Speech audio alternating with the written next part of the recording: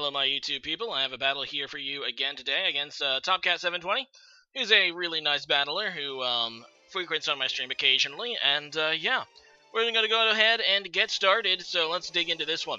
Alright, so he is going to do the challenge thing, and he's going to lead with Air Force, his Latios. Not a great matchup for me since I did lead with Howlucha, and I do not, or Howlucha? Yeah, I think it's something like that. I'm going to go ahead and make the switch into my Ferrothorn, which I hope can take the incoming Psychic move, and he is Mega Latios, so he's going to go ahead and Mega Evolve right now, and just go for that Psyshock, that's the one that does physical damage. Not that it really matters, either way, Ferrothorn takes it very nicely, and I'm also going to munch on leftovers. Now, I'm hoping that he doesn't have Hidden Power Fire or something like that. I was hoping, but it is not the case. And, yeah, he's just going to go for the Hidden Power Fire. I do survive it thanks to Ferrothorn's amazing special bulk, but now I am extremely crippled, and I do set up Stealth Rocks, though, which is going to help me out in the long run, I hope. And, yeah, unfortunately, I'm going to go ahead and switch here. I do not want to, I mean, there's not really a whole lot I can do to get my Ferrothorn back in the game. At the very least, I might be able to use this Death Fodder later, and, yeah, I just go into my Mew. He should be able to take it no matter what. This is a bulky, not necessarily lead, but I would describe this Mew as a toolbox Mew. As yeah, he goes into Empoleon, and I decide to go for a knockoff. So it's not going to do great damage against this thing. However, it is going to take off the thing's leftovers, which is always a valiant thing to do. And yeah, I believe I just U-turn here. No, I just switch out here. Okay, I don't have U-turn on that Mew, I think. Whatever.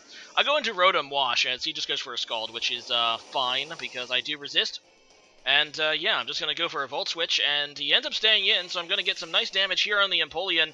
But as you can see, it does appear to be specially bulky a bit, so, yeah, it's not going to do a super amazing amount of damage. I'm just going to go to my Manectric now, which is my Mega Evolution, as he does go for the Defog, which is going to get rid of my Stealth Rocks, which is unfortunate, and I'm not really going to have another great opportunity to set them up again to do Ferrothorn's Condition, so it's a very good play for him, knowing that he knows that he can probably get rid of them for the match. So, yeah, very solid play. So I go ahead and Mega Evolve into Mega Manectric, and I go for an Overheat, thinking that he might switch out here into, he has a few Pokemon that can actually take the Thunderbolt really well, so just in case he decided to switch out, I decided to go for the Overheat. He ends up going into Latios now, which actually, if he switched out into this, there's not a whole lot I could do. I do have Hidden Power Ice, I believe, on this Manectric, but, yeah, that was the problem with Overheat as well.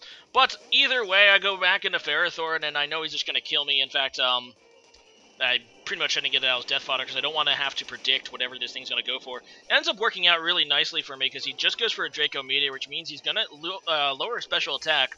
So while I do lose Ferrothorn, he is, you know, not in sweeping form. So I just go into my Talonflame. I'm just going to go for a U-turn because this is my choice banded Talonflame, and I just want to see what he'd go into. He goes into the Skarmory. So, yeah, I do get off the U-turn, and as you can see, it really doesn't do anything, and it's going to come back to me. So I'm going to get the opportunity to go into whatever I want. I go into Manectric. I really don't want to give this thing an opportunity to set up Stealth Rocks against me due to my Talonflame. So, while I do have a way to get rid of it, I think I carry Defog on my Mew. It's still not a, you know, a great way. So, yeah, I'm just going to go for the Thunderbolt against this thing, and I forgot about Sturdy, and my U-turn did not do enough to keep it from full health, and he's going to get that off, so that sucks. Obviously, the U-turn did not do enough because it was X4 resisted. I was hoping that it would do just enough to break Sturdy, but it didn't, so yeah. Now I go for a Hidden Power Ice, and it's going to kill the Skarmory either way, just in case he decided he wanted to go out into Latios, so not a terrible play. Anyway, he goes into Mienshao here, which is always a dangerous Pokemon. I'm going to go ahead and switch out, kind of predicting Fake Out.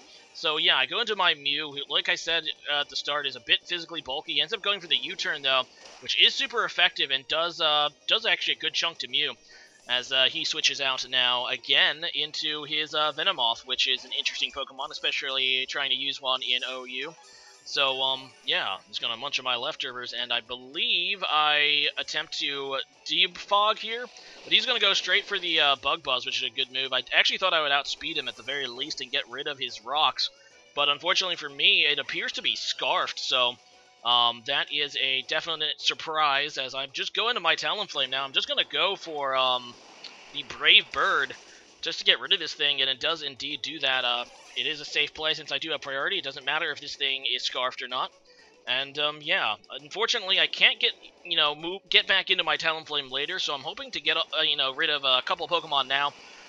Maybe a mistake for me, because I really should have kept this Talonflame for the Mienshao, which, you will see in a minute, is going to, definitely wreak some havoc.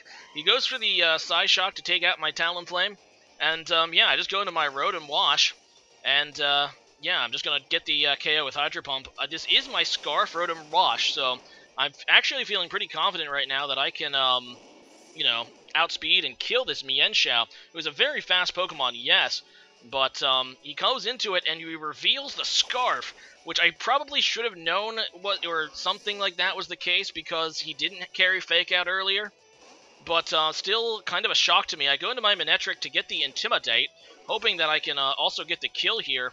And he's going to stay in and go for the high jump kick. He had two Scarfers on his team, the Venomoth and this Mienshao, I believe.